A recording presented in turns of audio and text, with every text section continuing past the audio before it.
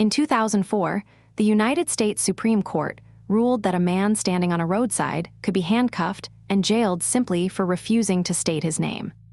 That decision in Heable v. 6th Judicial District Court of Nevada exposed a profound shift in the boundary between private life and state power. Under the Fourth Amendment, citizens are protected against unreasonable searches and seizures, requiring law enforcement to establish specific and articulable facts before a person can be temporarily detained. Under the foundational standard set by Terry v. Ohio in 1968, an officer must possess reasonable suspicion that a crime has been, is being, or is about to be committed.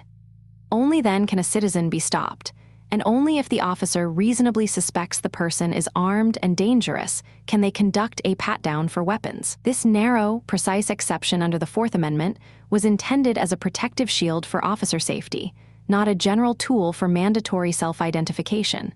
But as state legislatures across the country sought to expand police authority, that boundary began to blur. Enter, stop, and identify statutes, laws specifically designed to grant police the legal power to command citizens to state their names under threat of arrest.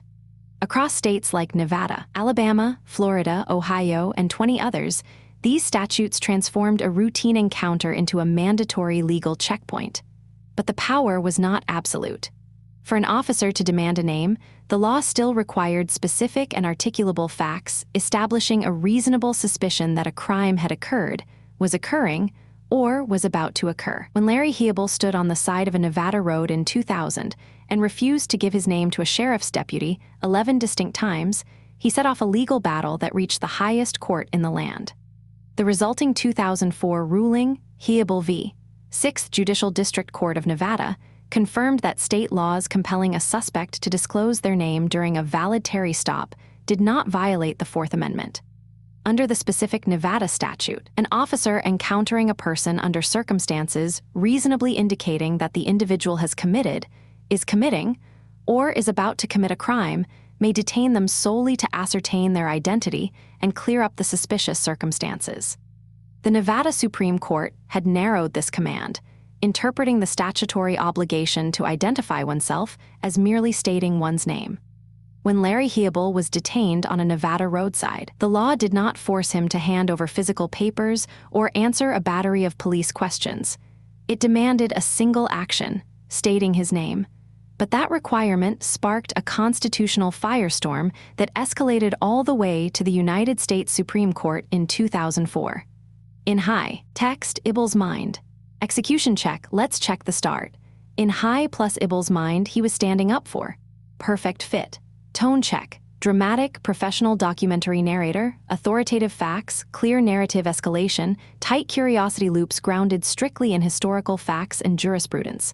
Word count monitoring, expand descriptions of the Grass Valley Road interaction, the constitutional arguments, the oral argument atmosphere, the dissenting opinions, state-by-state variations, his constitutional rights, refusing to become just another citizen bullied into compliance by an overzealous state.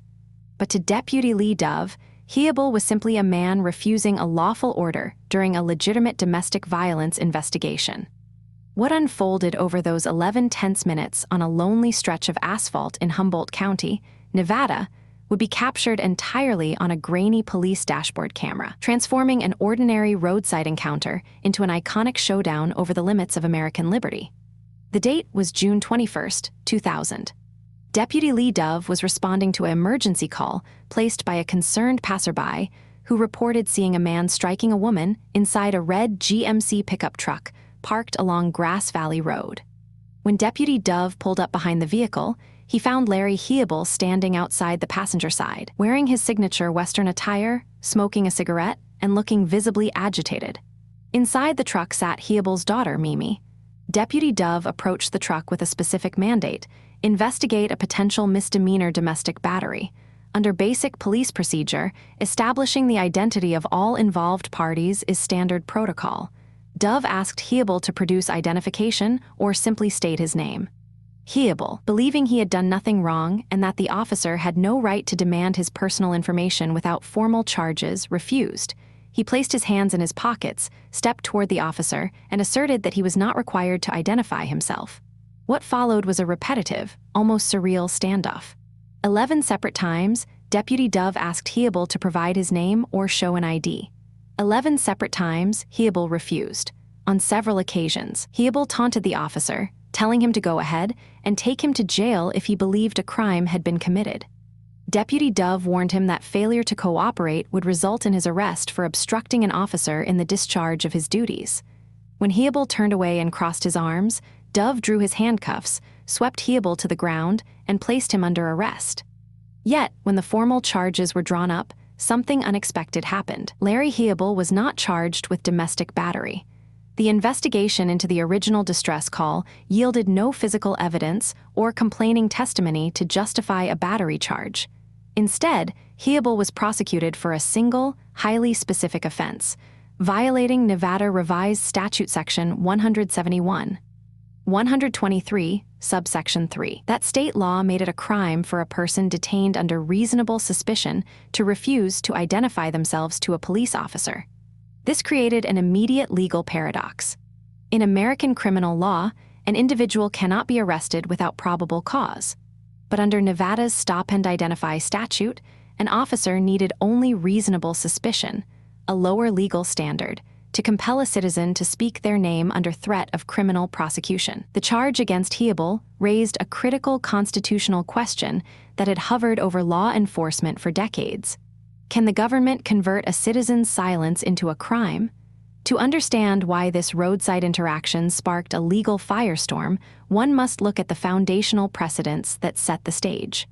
36 years prior, in 1968, the Supreme Court handed down a landmark decision that permanently altered the mechanics of police authority in America. In the case of Terry v. Ohio, Chief Justice Earl Warren tackled a fundamental conflict between law enforcement practices and individual liberty. A Cleveland police detective named Martin McFadden had observed two men, John Terry and Richard Chilton, pacing back and forth in front of a store window, repeatedly peering inside. McFadden suspected they were planning an armed robbery. He approached them, identified himself as an officer, and when they mumbled a response, he spun Terry around and patted down. As McFadden patted down Terry, he felt a pistol in his breast pocket, which led him to arrest both men. This incident, seemingly routine, would become a landmark case in the history of American law enforcement, known as Terry v. Ohio. But what made this case so pivotal was not the arrest itself, but the legal debate it sparked over the balance between public safety and individual rights. The key issue at hand was whether McFadden's actions constituted an unlawful search and seizure, violating the Fourth Amendment. This amendment, part of the Bill of Rights, protects citizens from unreasonable searches and seizures, requiring any warrant to be judicially sanctioned and supported by probable cause.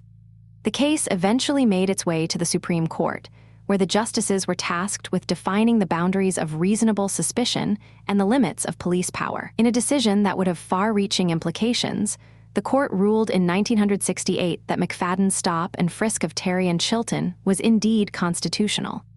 The majority opinion, penned by Chief Justice Earl Warren, introduced the concept of reasonable suspicion as a standard for police stops, distinguishing it from the higher threshold of probable cause required for arrests. But that wasn't the end of the story, as the decision also sparked intense debate among legal scholars and civil rights advocates, who argued that the ruling could lead to abuses of power and racial profiling.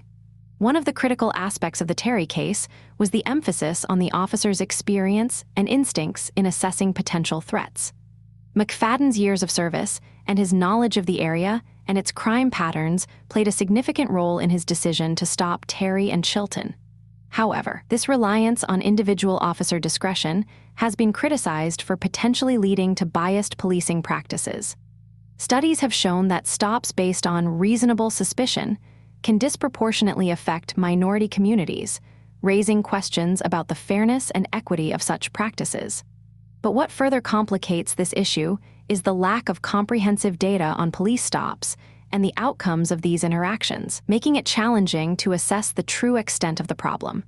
The complexities of the Terry v. Ohio decision are further highlighted by the evolving nature of law enforcement strategies and technologies. The advent of community policing, for instance, aims to build trust between law enforcement and the communities they serve, potentially reducing the need for stops based on suspicion. On the other hand, the increasing use of surveillance technologies and data-driven policing raises new questions about privacy and the potential for preemptive policing, where individuals are targeted based on predictive analytics rather than actual behavior. But that wasn't the strangest part, as the application of these technologies has led to instances where the line between prevention and intrusion becomes increasingly blurred. In examining the legacy of Terry v. Ohio, it becomes clear that the case not only reflects the societal tensions of its time, but also foreshadows contemporary debates on policing, race, and individual liberty. The ruling has been cited in numerous subsequent cases, shaping the legal framework for police conduct and the balance between security and civil rights. However, the ongoing challenges in implementing the reasonable suspicion standard, coupled with technological advancements and shifting societal norms, underscore the need for continuous scrutiny and adaptation of policing practices. As the legal landscape continues to evolve, one thing is certain: the intersection of public safety and individual rights will remain a critical and contentious issue. The implications of Terry v. Ohio extend beyond the legal realm, influencing community perceptions of law enforcement and vice versa. In an era marked by high-profile cases of police brutality and systemic racism, the notion of reasonable suspicion can be fraught with controversy. Community trust, which is essential for effective policing, can be severely eroded when stops are perceived as unjustified or biased. Thus, the delicate balance between enforcing the law and respecting individual rights becomes a daily challenge for law enforcement agencies, requiring not only adherence to legal standards, but also a deep understanding of the communities they serve. But what lies at the heart of this challenge is the human element, where the decisions made by officers on the street can have profound consequences, not just for those involved, but for the broader social fabric. As we delve deeper into the complexities of policing and individual rights, it becomes apparent that the story of Terry v. Ohio is just one chapter in a much larger narrative. The ongoing quest for justice and equality under the law is marked by countless stories of struggle and resilience, each contributing to our understanding of what it means to live in a society governed by the rule of law. Yet, despite the progress made, the path forward is not without its obstacles. The interplay between technological innovation, legal precedent, and societal values ensures that the debate over public safety and individual liberty will continue, with no clear end in sight. But that's what makes this journey so critical, as the stakes are not just about legal definitions, but about the kind of society we aspire to build. In the decades since Terry v. Ohio, numerous cases have pushed the boundaries of what constitutes reasonable suspicion, testing the limits of police power and individual rights. From drug interdiction efforts to counterterrorism measures, the legal framework established by the Terry case has been applied in a wide range of contexts, each presenting its own set of challenges and controversies.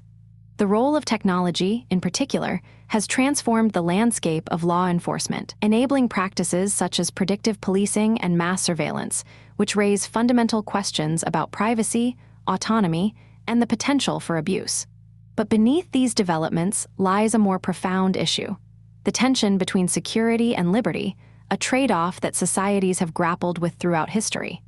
The search for a balance between these competing values is inherently complex, involving not just legal and political considerations, but also deeper philosophical questions about the nature of freedom and the role of the state. In this context, the Terry v. Ohio decision serves as a reminder that the protection of individual rights is not a fixed achievement, but an ongoing process, requiring constant vigilance and debate. As new technologies emerge and societal norms evolve, the challenge of ensuring that public safety measures do not compromise fundamental liberties will continue to pose a significant test for democratic societies. But what makes this challenge so daunting is the realization that the solutions of yesterday may not be sufficient for the problems of today, necessitating a perpetual re-examination of our values and our laws. The narrative of Terry v. Ohio and its aftermath is a powerful reminder of the dynamic interplay between law, technology, and society. As we navigate the intricacies of this relationship, it becomes clear that the future of individual liberty and public safety will be shaped by a multitude of factors, from legal precedent and technological innovation to societal values and political will. The path ahead is fraught with uncertainty, but one thing is certain.